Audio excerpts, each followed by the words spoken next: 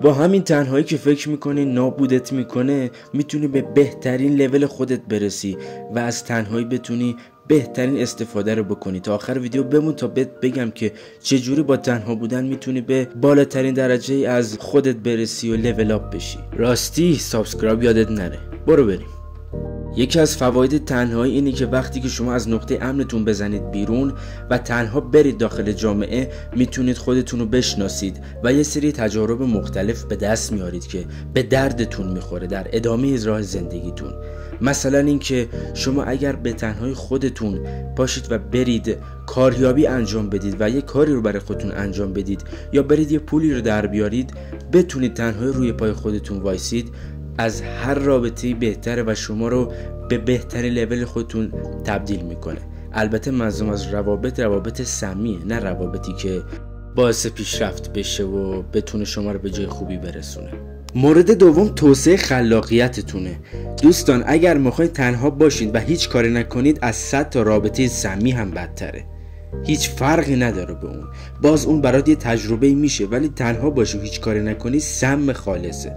لطفاً اگر تنها هستی اولا نگران نباش. من یک ویدیو مفصل میسازم که ترس از تنهایی بری کنار. واقعا تنهایی، اونم تو این روزایی که واقعا به هیچ کس نمیشه اعتماد کرد، با ارزشه.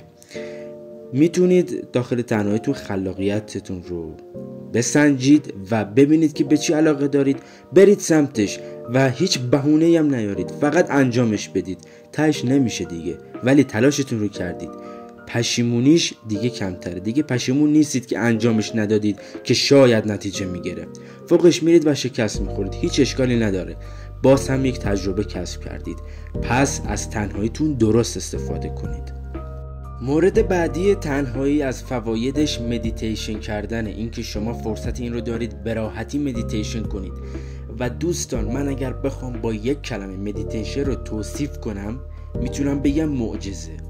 و تا انجامش ندید، به مدت حداقل 1 ماه تا چند سال دیگه، شما اگر به مدیتیشن عادت کنید چندین سال و هیچ وقت دیگه ولش نمی کنید، حداقل 1 ماه انجامش بدید، متوجه میشید که چه معجزه‌ایه و چه کارهایی رو تو زندگیتون میتونه انجام بده. یه مدیتیشن ساده که اصلا هم نباید سختش بگید و اصلا هم سخت نیست. در یک ویدیو کاملا طولانی تر من بهتون کامل مدیتیشن کردن رو یاد میدم، به صورتی که راحت یادش بگیرید. مورد بعدی، میتونی برنامه ریزی کنی و اولویت بندی کنی کارهاتو. البته اگر هدفی داری. اگر که هدفی نداری، کلن برو اول یک هدفی پیدا کن، ببین علاقت چیه، ببین تو چی استعداد داری، خلاقیت چیه، همه چیز رو بسنج و بعد برو برنامه ریزی کن و یک هدف رو انتخاب کن و برو سمتش. وگرنه باز هم تاکید میکنم که اگر تنها باشی و هیچ کاری نکنی، خطرناکترین کار ممکنه. حالا این که میری به کارهای منفی کشیده میشی، این به کنار. هدر دادن وقت یکی از مضرترین و بدترین کارهای دنیاست. اینو حواستون باشه. راحت‌تر تو تنهایی میتونید به کارهاتون برسید. مشکلی دیگه ندارید، اولویت بندی کنید و هدفتون رو مشخص کنید. و مهمتر از همه در تنهایی، به خصوص اگر مرد و پسر هستید، روی پول درآوردن بیشتر تمرکز کنید و به فکر اینم نباشید که کسی چه حرفی داره میزنه و قضاوتتون میکنن یا نه. خلاصه که تو تنهایی میتونید پیشرفت کنید، تو تنهایی میتونید که حال خودتون رو حتی خوب کنید، با خداوند هم بهتر ارتباط بگیرید توی تنهایی که واقعا تاثیر داره. اگر اعتقاد دارید، اگر هم اعتقاد ندارید، به هر چیزی که اعتقاد دارید با اون ارتباط بگیرید تا حال خودتون رو خوب کنید. شما اگر 20 تا 30 سالته یا 18 تا 30 سالته، 2 تا تصمیم داری.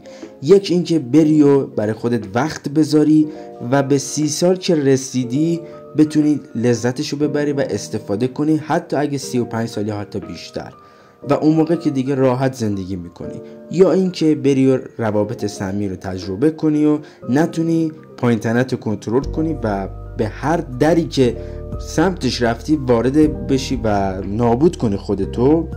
میتونی این کار رو انجام بدی و زندگی خودتو نابود کنی و 30 سالگی شروع کنی برای یک نفر دیگه کار کردن تا آخر عمرت برای یک درآمد پایین. پس حواست باشه، تنهایی میتونه چیز با ارزشی هم باشه.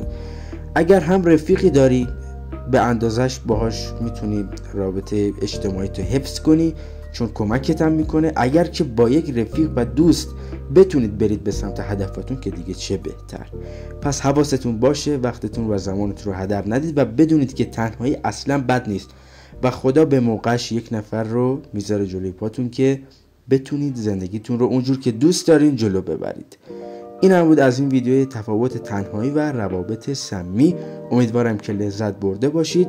اگر دوست داشتید ساب کنید ممنون میشم و اگرم دوست نداشتید هیچ اشکالی نداره، ساب نکنید. و تا ویدیوی بعدی دوستتون دارم و بدرود.